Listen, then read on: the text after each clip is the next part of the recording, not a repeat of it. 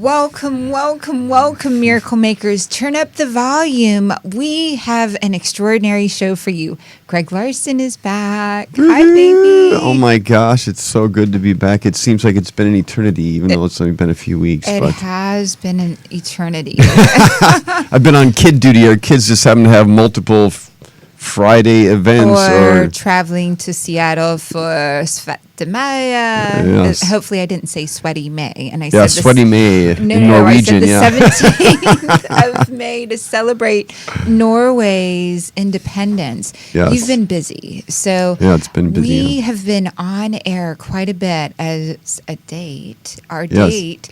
And so we've been so busy, and we're bringing you with us to hang out with some of the coolest people on the planet.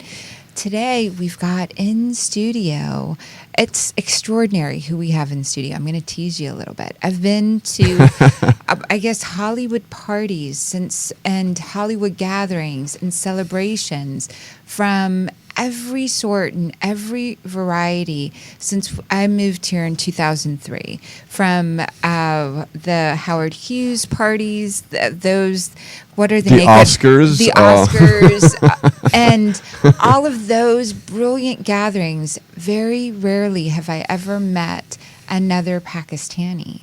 And just recently at Lisa Haish's surprise birthday party, I met Nawab Imran Raza, who is an extraordinary Sufi, an extraordinary friend of the Vatican, an extraordinary Pakistani citizen.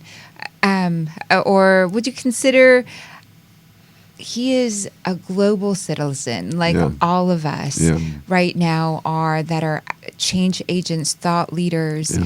And so I couldn't wait to bring him in studio. Welcome, Nawab.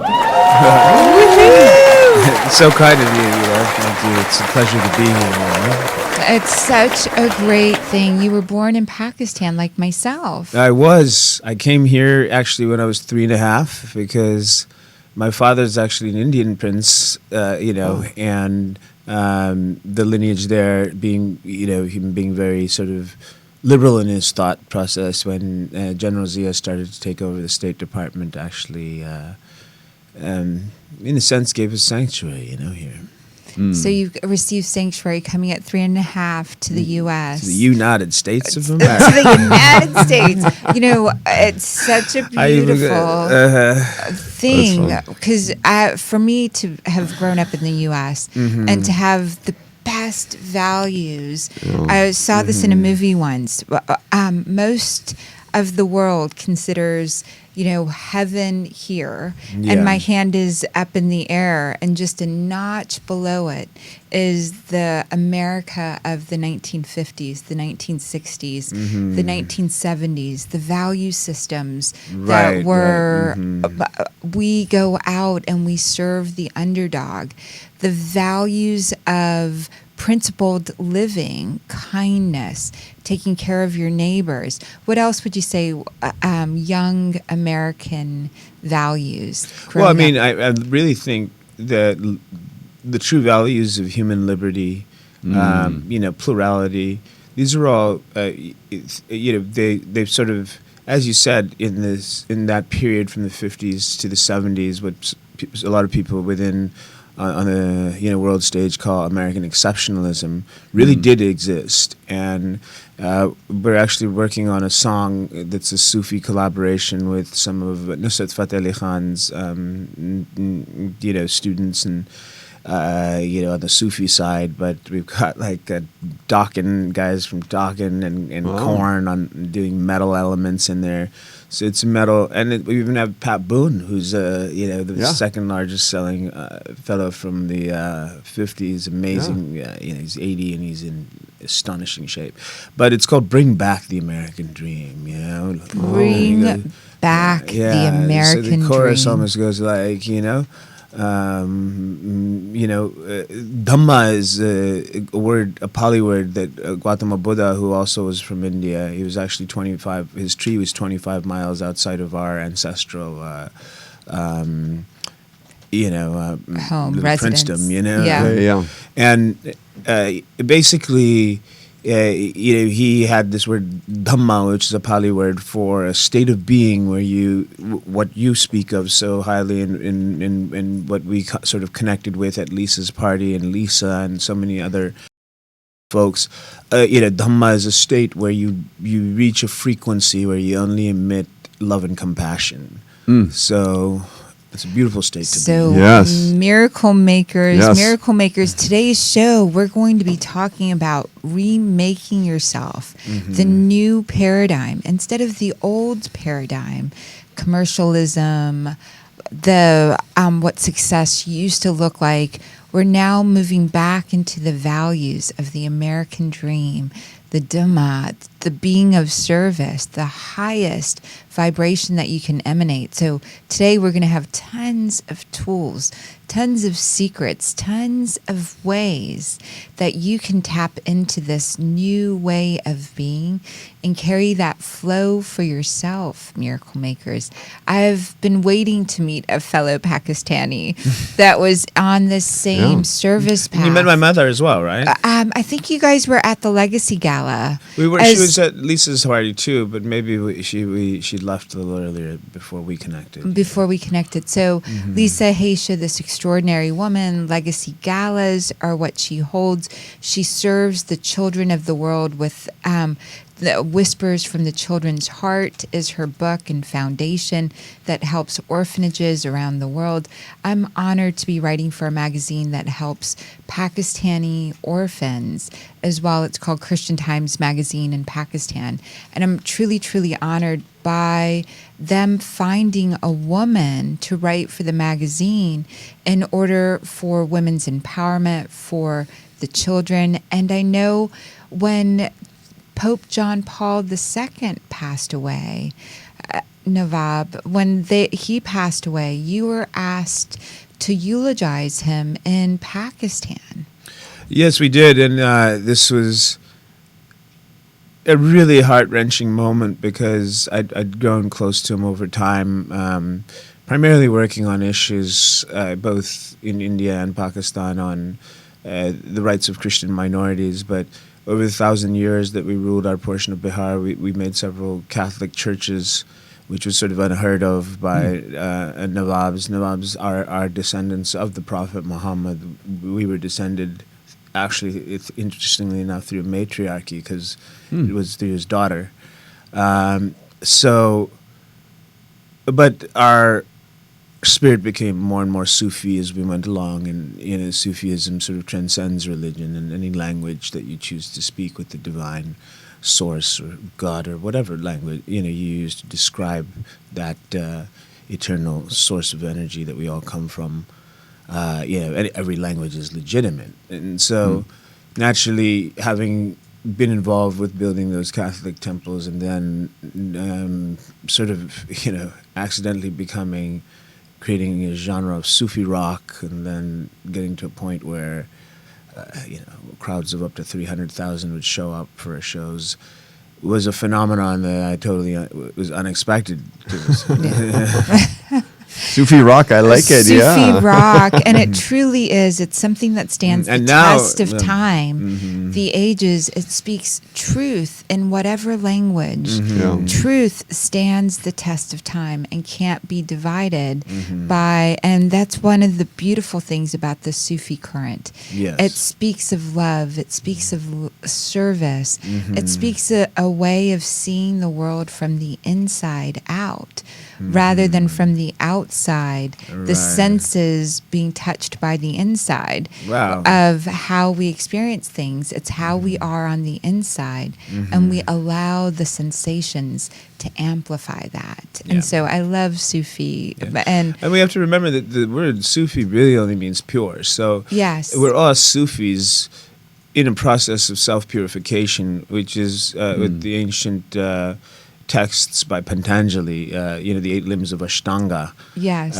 Ashtanga really means self-purification. So whether it's diet, meditation, ritualistic practices. And in that sense, the Sufis are very reflective of what the Masonic Order of Dionysus seeks, which is, again, the seeking of the true self. And whether that was through, at certain times, highly debaucherous activities, which the Sufis have also had the history of. But then as you start to ascend and ascend and ascend, then these intermediaries, if they're substances or if they're, different practices, no longer become necessary. And that's the real goal, is to get to the essence. Yes, the practices no longer become necessary. Right. Because it becomes a way of being, Yes. moment to moment. And so, Nawab, before you fully realized who you were here to be, I know you had some really extraordinary challenges as well. For the miracle makers out there, would you share what was your sort of steps or processes to waking up? Right. I mean, I think there were steps that perhaps I was a major fan of rock and roll, and I met some very significant rock stars like David Bowie and Keith Richards at a very young age. And so I thought part of achieving that creative level involved, heavy consumption of substances, whether that be cocaine and alcohol. And so I saw that as a path, and it certainly did take me to certain depths of, but then I just sort of outgrew it, and I think that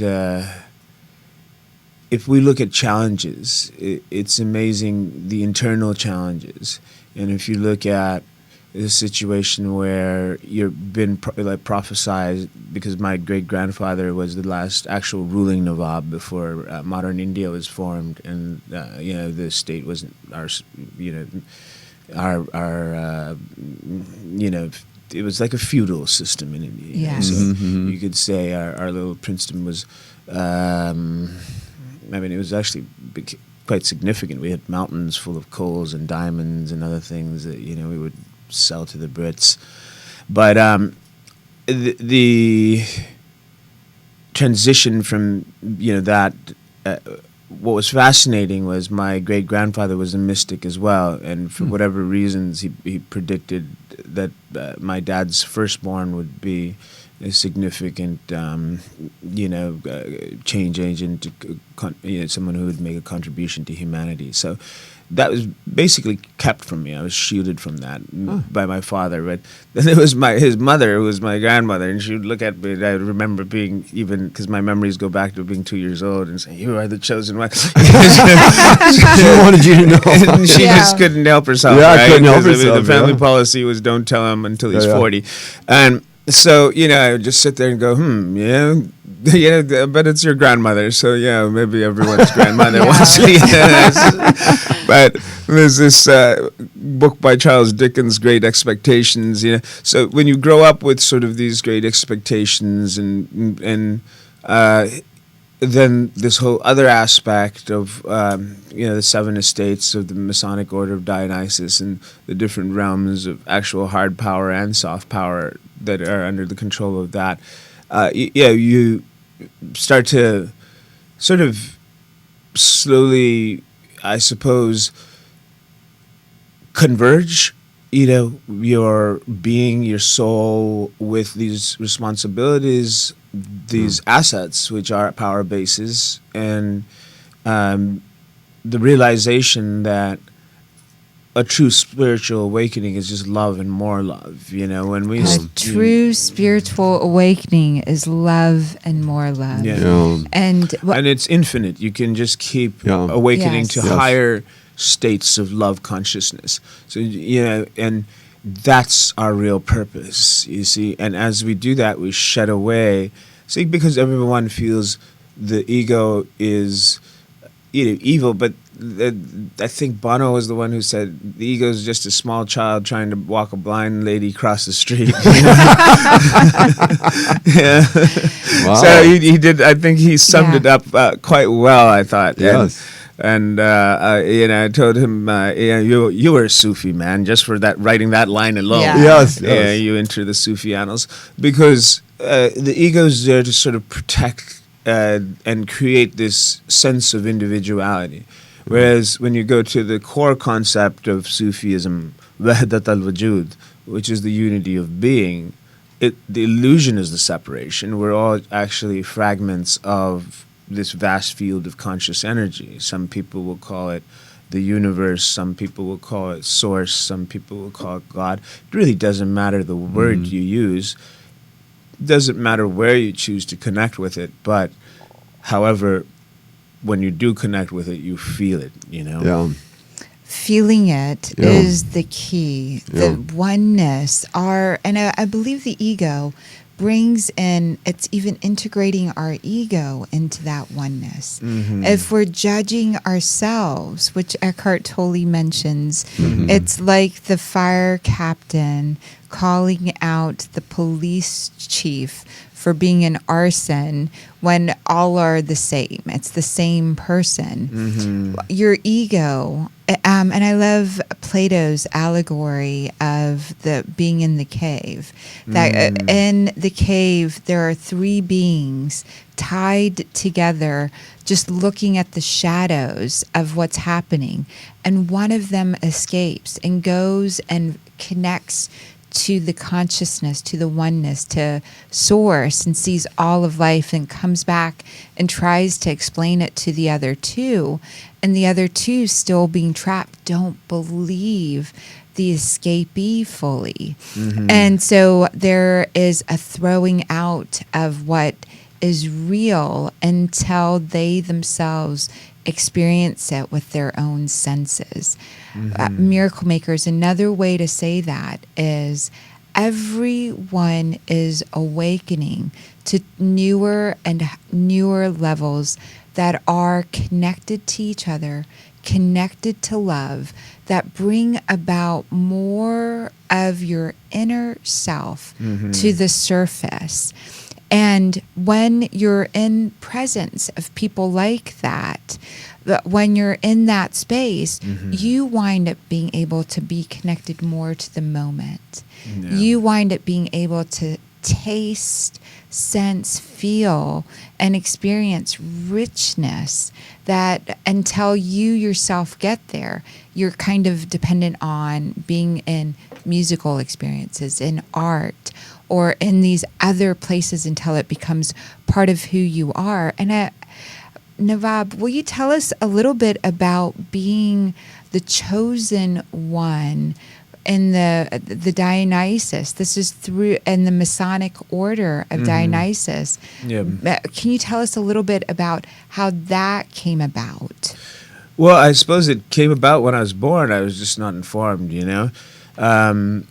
Fascinating enough, the prior incarnation or embodiment of Dionysus was Jim Morrison, and he's obviously left a tremendous amount of cosmic insight embedded in the words of his poetry that was part of his musical endeavor, The Doors. So, you know. But yet he died what we would say debauched Bacchus, and the real final flowering in the perspective of the order is to rise out of, and I've indulged in decades of debauchery, but somehow was able to come out unscathed through some protective elements around me. I can only say, the doctors are mystified.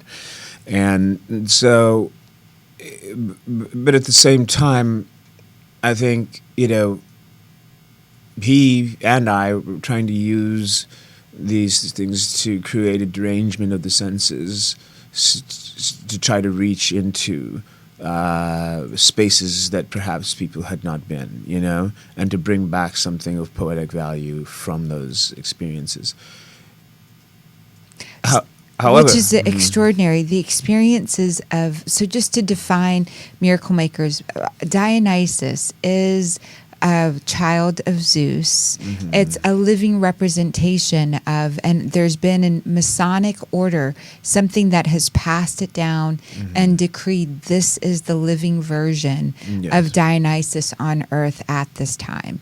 And there's been several generations, and it's come through, and even now recognized by the Vatican, the Masonic Dionysus Order, James Morrison being prior to you, you being chosen at this point, Bacchus representing God, grapes, vines, Dionysus representing liberation as well. Liberation, freedom. Personal liberty and feminine empowerment. I mean, Dionysus's entire enterprise was run by Maenads, who are these extraordinarily, almost supernaturally powerful feminine beings, women. Yes. Wow. So there's one of the great aspirations of the order is to bring balance between masculine and feminine power, because globally, on a world stage, on a hard power level, masculine power still far, outweighs the feminine. And when we have a balance, we're going to end up with a world that's both strong and nurturing. A world that's both strong and nurturing. Baby, as you're hearing this, and you've hung out with this Pakistani for a long time, and the family and the whole, what comes up for you? That, because I know you're going to take the miracle maker's perspective with questions and what you're hearing and what you're seeing.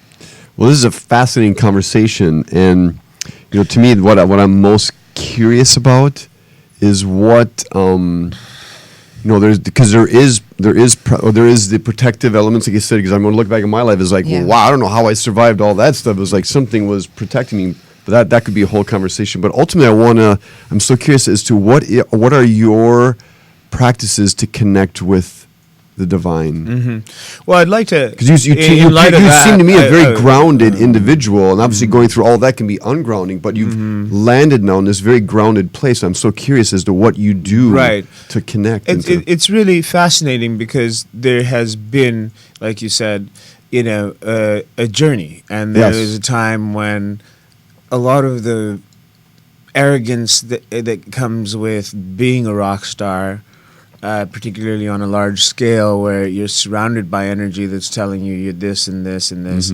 And then you have elements within the Masonic Order of Dionysus that are your supreme divine majesty. You can do as you wish, and anything you do, you have sovereignty, So these things can really go against. It's amazing, because sometimes the universe actually sets up challenges, because as Dionysus, as a Sufi, your goal is to sublimate the ego, and yet you have these things that are almost like vitamins for the ego.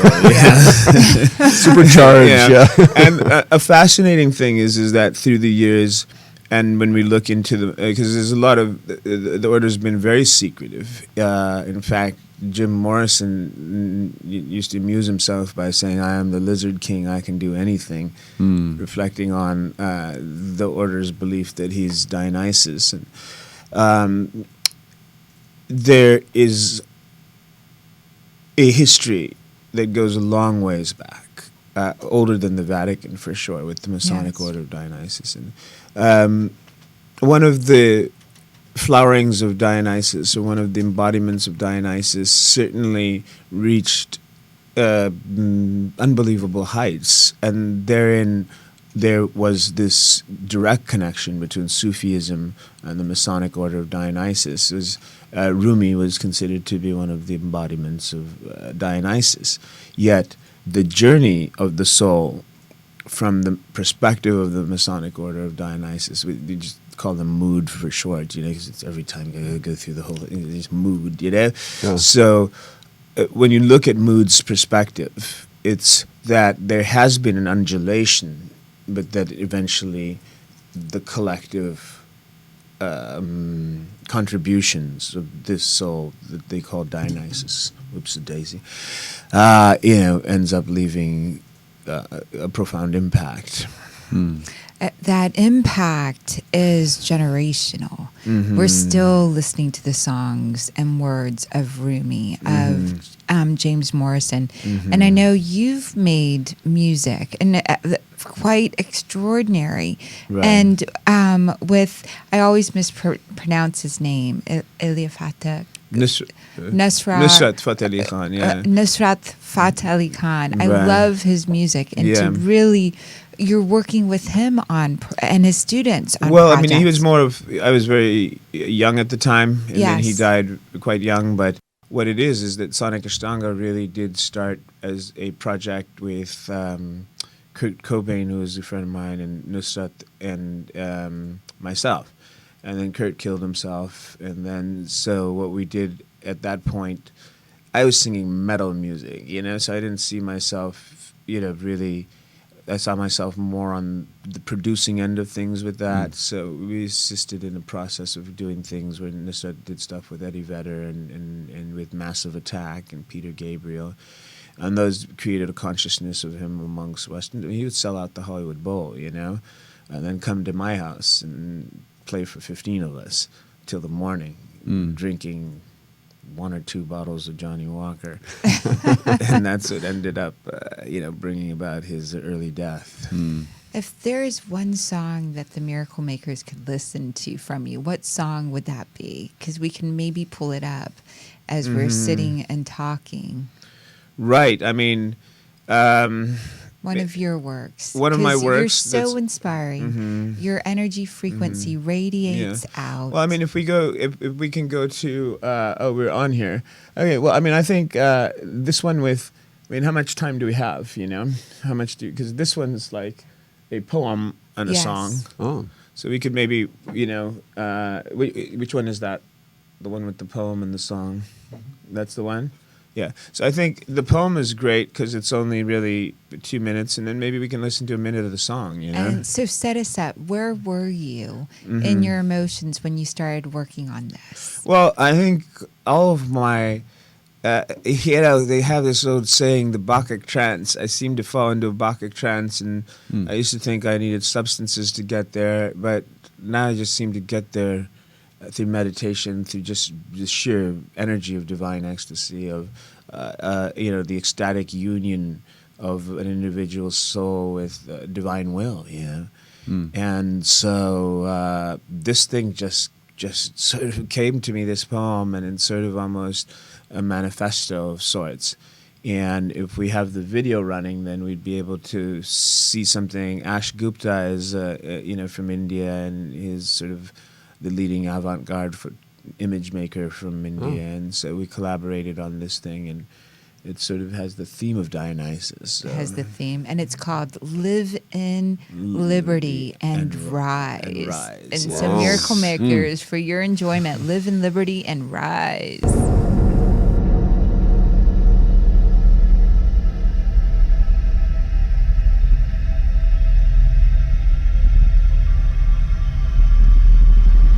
Everyone has a dream when they are a child. Somehow the system of this world you live in decays and dissolves people's dreams until they no longer believe their dreams can be realized. Our movement nourishes the soul of the universe as it continues the work the Order of Dionysus started, where unconditional love and divine ecstasy vibrate, wherein limitless dreams abide as souls intermingle in the great cosmic dance of ecstasy. Be whom you are meant to be, lost in your own soul's divinity, unchained from the silly tyranny of damned civilized society, with its deceptions of social hierarchy. A machine feeding the momentum of mediocrity, squandering the virtues of your soul's fluid energy. Revolt against complicity, revolt against apathy. Boldly defy any conspiracy to confine your identity. Now is the time for clarity. Experience this reality. Suck it in with levity. You are infinity, sautéed in divine ecstasy. Live in liberty.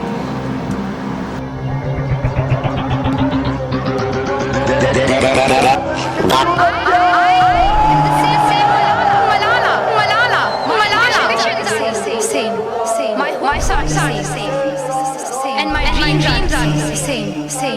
My soul is testing me. Be peaceful. Love everyone. Be peaceful and love everyone. Be peaceful. We can manifest all desires.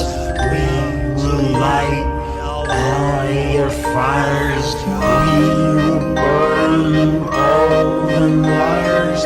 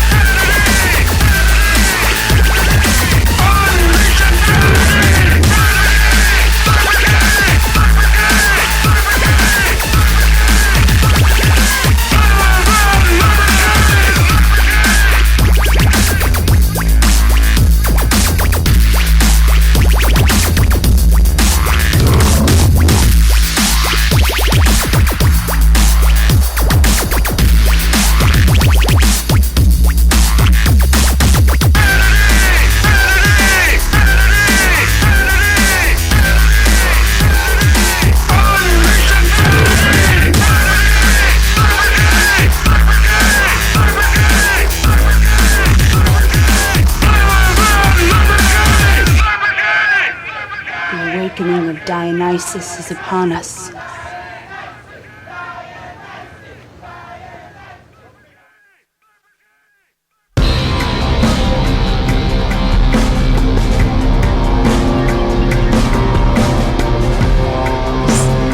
an extraordinary video.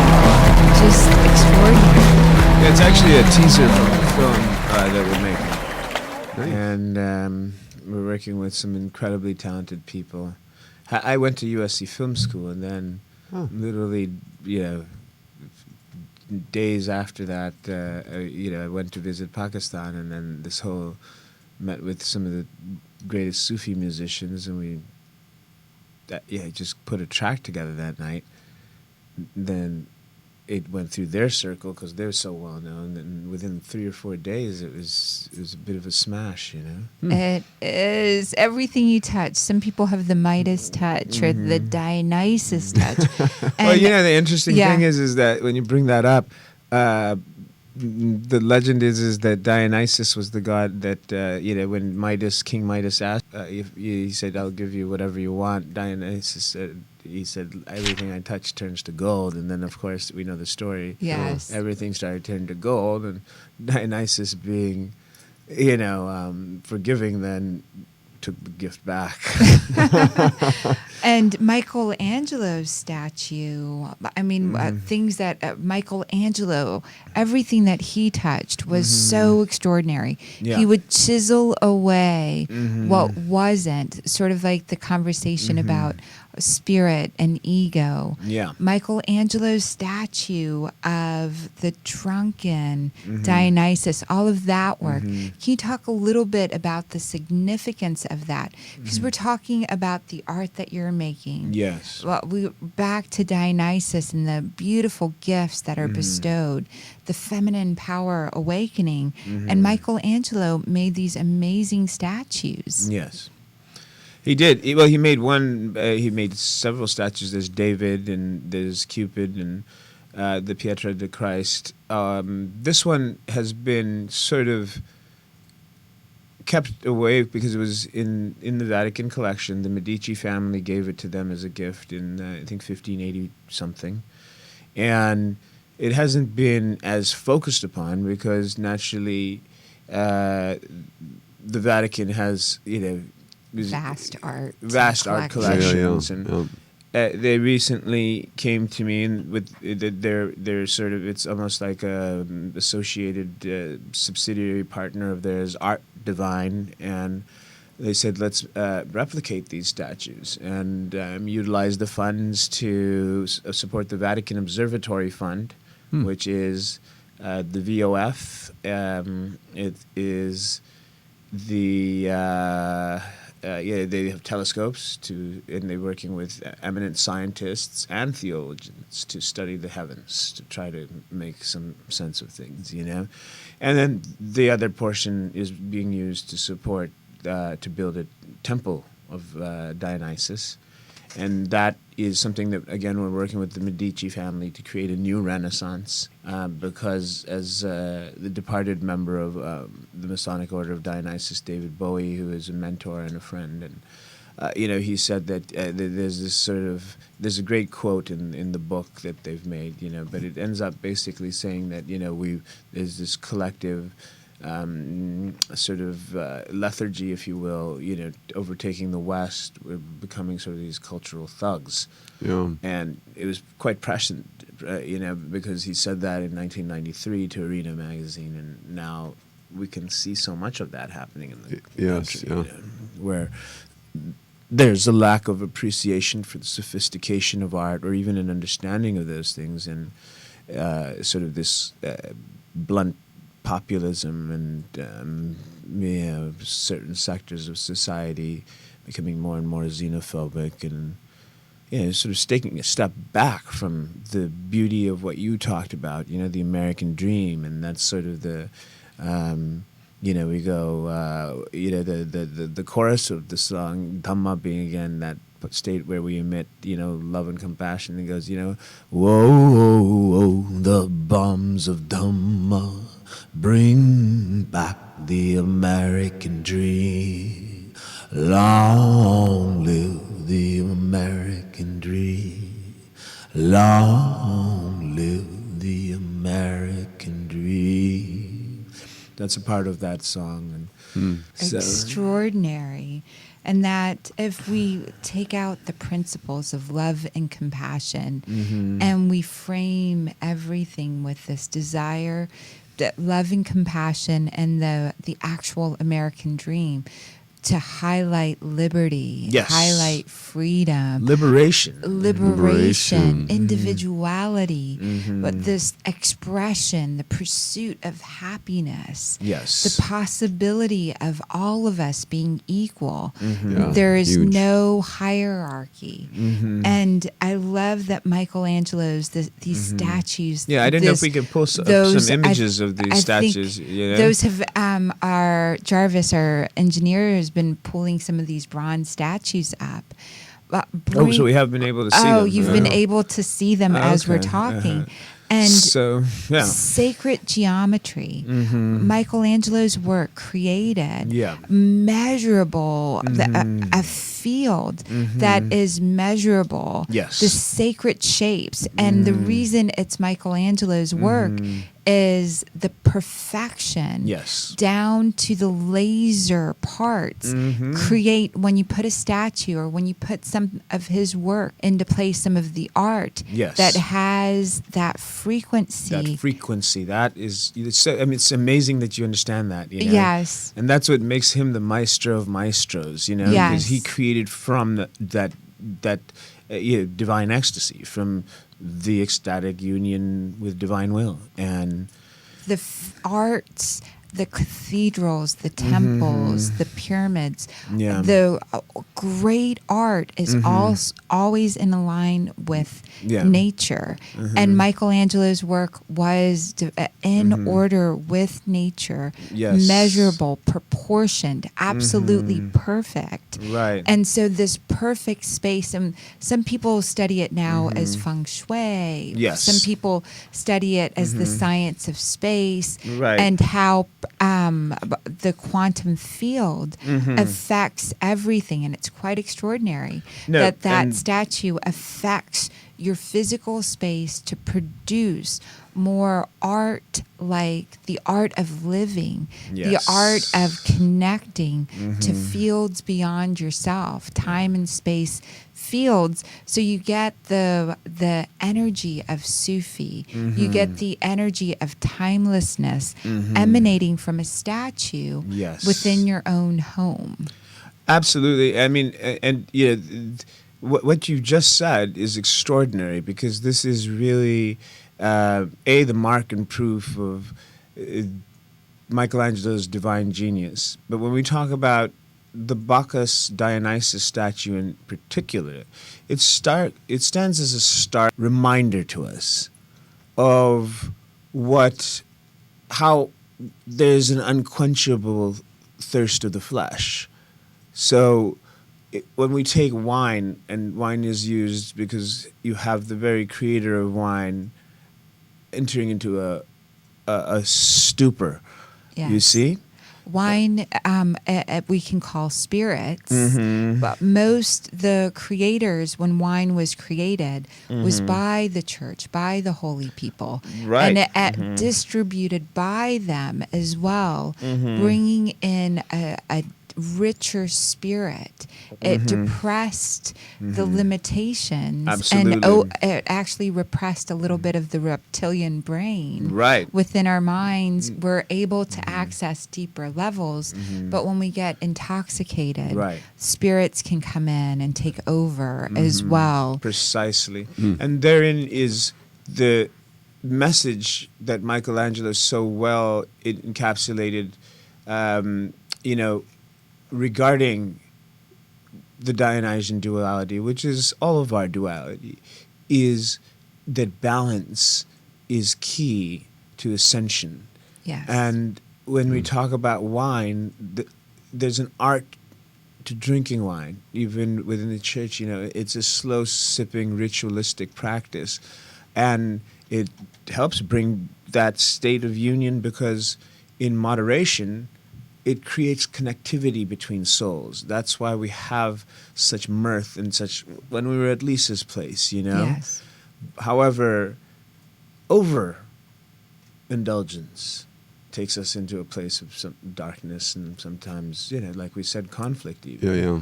And in fact, if it's okay with you, I wanted to give the number it's a phone number that anybody who might be interested in these statues. Oh, please, Yeah. yeah. You know, so the number is 888-577-9213. So again, that's 888-577-9213. It connects you to the DC headquarters of the Masonic Order of Dionysus, and then from there. But we're looking, you know, really, the amazing thing is that we haven't even finished the brochure or anything, and 13 units, the Vatican's already, and Art Divine have already managed to sort of sell off. And we have no idea what these values were, and we're not driven primarily by profit. We certainly would love to put as many telescopes into the Vatican Observatory Foundation. We'd like to make a beautiful temple that really stands for the rise of feminine power. Yes. And the way I see that is by taking young, everyone from young, girls to established and powerful women.